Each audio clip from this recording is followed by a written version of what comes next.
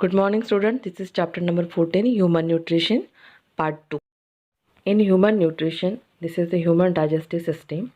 In that, these are two important parts, alimentary canal and accessory glands. In alimentary canal, we already studied in part 1. This is mouth, then buccal cavity, pharynx, esophagus, stomach, small intestine, large intestine, and anus. Now, today's lecture we are going to study the accessory glands. In that, first gland is a salivary gland having three parts: parotid gland, sublingual gland, and submandibular gland. Second one is a pancreas, which is acts as the exocrine part, and third one is a liver. In that, first gland is salivary gland. In salivary gland, first part is a sublingual gland, second submandibular gland, and third one is a parotid gland. You can see in this diagram, in the lower jaw there is a sublingual gland is present. Below this sublingual gland there is a submandibular gland, and parotid gland is near the ear region or cheekbone. The salivary glands have two types of secretory cells: serous cells and mucous cells. In serous cells produces a watery fluid containing enzyme which is salivary amylase or called as ptyalin. In mucous cells it produces the mucus. It binds the food, makes it slippery so that it can be easily swollen. Next gland is liver. It is the largest gland of the body, which is reddish brown in color, weighing about 1.5 kg in adult. It is located on the right side just below the diaphragm and made up of two lobes. What is the function of this liver? It produces the bile juice which gets stored in a small bag-like structure called as gallbladder. You can see in this diagram there is a two lobes of liver. One is a small and one is a large. Now what are the functions of liver? A liver secretes a bile which emulsifies fats and makes the food alkaline. Also, it stores the excess of glucose in the form of glycogen, which is used during the starvation. Excess amino acids are converted into the ammonia by the process called as deamination, and it synthesizes vitamins like A, D, K, and B12. In liver, blood proteins like prothrombin and fibrinogen are formed in the liver. It also produces red blood cells during the early development, thus working as hematopoietic organ. In these livers, there is a special type of cells are present, which is a Kupffer cells. It digests the old red blood cells. Now next, which is a pancreas. It is leaf-shaped gland lying in the gap between the duodenum and the stomach. You can see in this photograph, this is a leaf-like structure, which is a pancreas. It is a mixed gland because some part of it is exocrine in function, that is, its secretion is carried by the duct, while the other part is endocrine, that is, its secretion is directly poured into the bloodstream. Therefore, it is called as a mixed gland. Histology of gastrointestinal tract. You can see in this diagram, it shows the four layers: mucosa, submucosa, muscularis, and serosa. In that, mucosa layer, which is made up of three layers: epithelium, lamina propria, muscularis mucosa. After that, it is covered by the submucosa layer. Then muscularis, it is made up of two types of muscles: circular muscles and longitudinal muscles. And last, outer covering, which is called as serosa. It is made up of areolar connective tissue and epithelium. This is the histological section of stomach. You can see in this diagram the outermost layer, which is the serosa. After that, muscularis, submuscularis, and mucosa. These are the layers of stomach. First layer, which is the outermost serosa, which is outer protective covering of the stomach. Outer layer of squamous epithelium, which is called as mesothelium, and inner layer of connective tissue, it is serosa.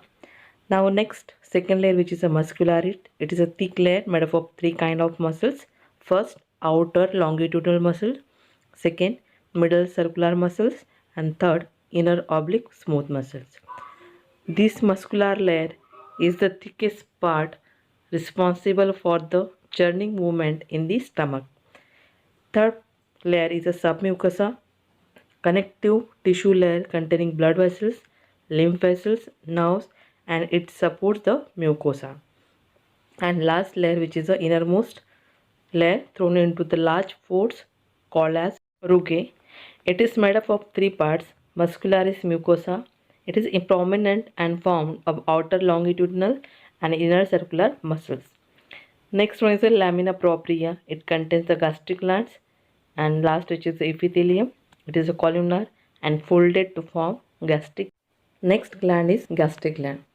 Now these are simple tubular branch or unbranched glands embedded in the lamina propria, and it is made up of following three types of cells. First cell is a mucus cell. They are present in the neck region and secrete the mucus. Second, parietal cells. It is a large oval cell secrete the diluted HCl, hydrochloric acid, and an intrinsic factor which is necessary for absorption of B12, vitamin B12, and deficiency of this vitamin B12 leads to the pernicious anemia. The body needs vitamin B12 to make the red blood cells, but in case of pernicious anemia, there is absence of vitamin B12, so there is no production of red blood cells. Next cell is a chief cells, which is also called as peptic cells. They are pyramid shaped, present deep in the base of the glands, secrete enzyme which is called as pepsinogen. Histology of small intestine. In this small intestine, it is made up of number of circular folds, which is called as villi, microvilli. And what is the function of this microvilli and villi? It increases the surface area of the small intestine for digestion and absorption. Now this histology of small intestine again shows these four type of layers. The outermost serosa, after that muscularis, submuscularis, and mucosa. Next gland is liver. You can see in this diagram there is a two lobes, right lobe and left lobe, and it consists of it is connected with the gallbladder.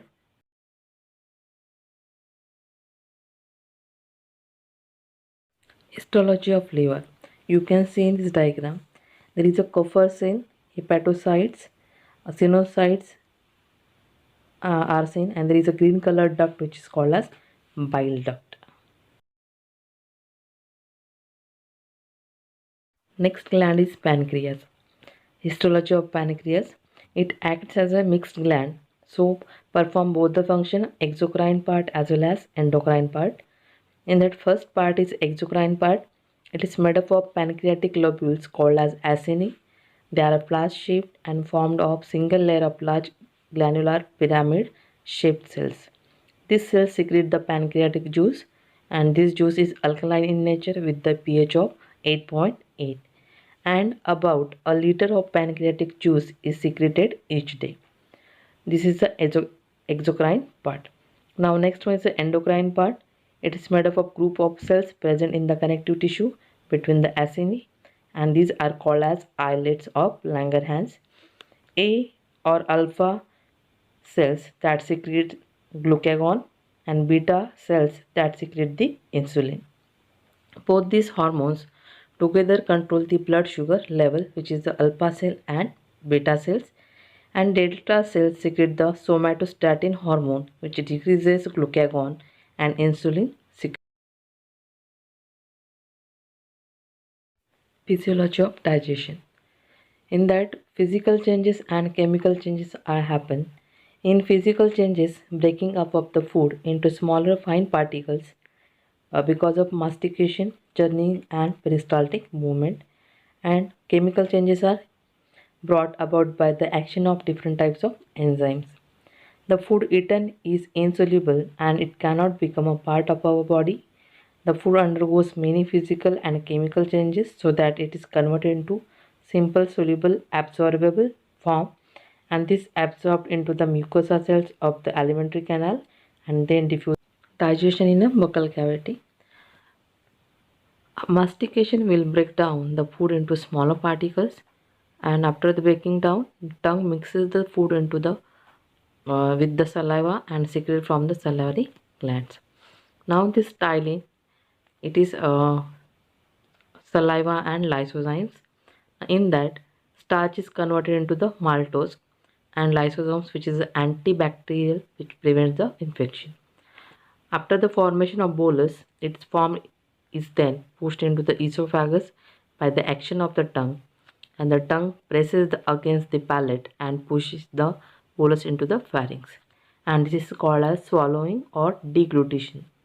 This food is swallowed too quickly for all the starch to be reduced to maltose, and ptyalin is the swallowed food continues its action for 15 to 20 minutes in the stomach before it is inactivated by the acid of the stomach, which is the digestion in a buccal cavity. This table shows the summary of digestive activities in the mouth.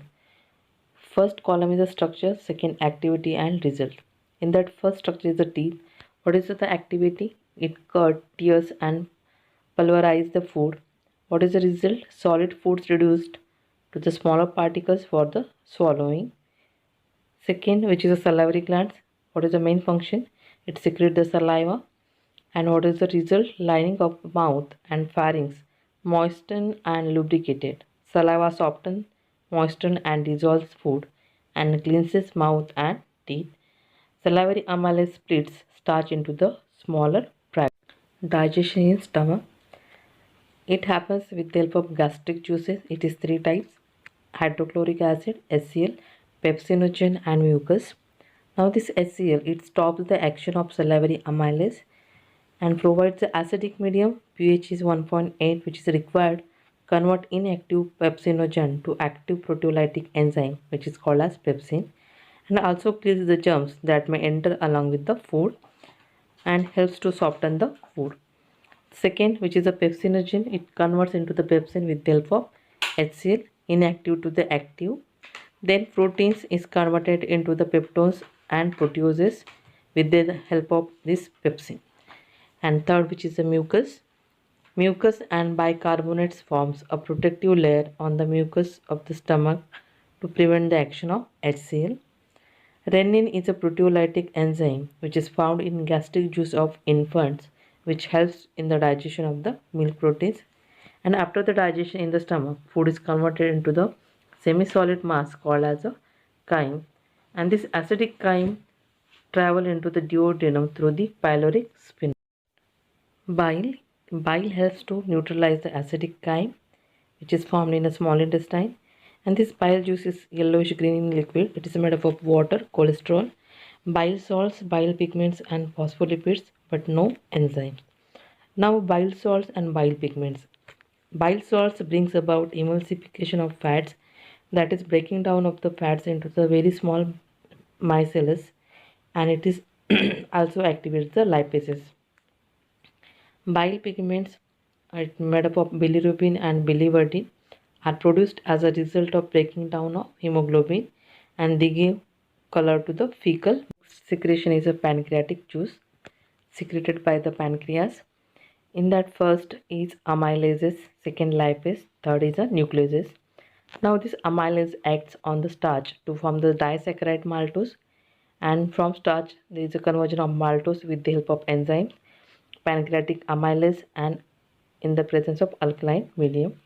In lipase, with the help of bile, converts lipid into the fatty acids and glycerol, and this nucleases in the pancreatic juice acts on nucleic acid to form the nucleotides and nucleosides. Intestinal juice, it's made up of secretion of goblet cells and secretion of brush border cells. Now intestinal juice is a succus entericus, and secretion of goblet cell is a mucus. Secretion of brush border cells are disaccharides, dipeptides, lipase and nucleases. These are the enzymes. Enterokinase, which converts the trypsinogen to trypsin and chymotrypsinogen to the chemonotrypsin, as I mentioned above. In that maltase acts on the maltose to form the glucose. Sucrase, which acts on sucrose to form fructose and glucose. When lactase acts on lactose to form a glucose and galactose. Dipeptides acts as a dipeptides to form amino acids, and emulsified fats are converted into the fatty acids and glycerol by the lipase. After that, nucleoside converts the nucleotides and nucleosides into the simple nitrogen. After mastication, the food is goes into the buccal cavity, and in buccal cavity it forms as a bolus, and after that it goes into the stomach. It called as chyme. Then this chyme goes into the small intestine. It is called as chyle, and it is forwarded to the large intestine.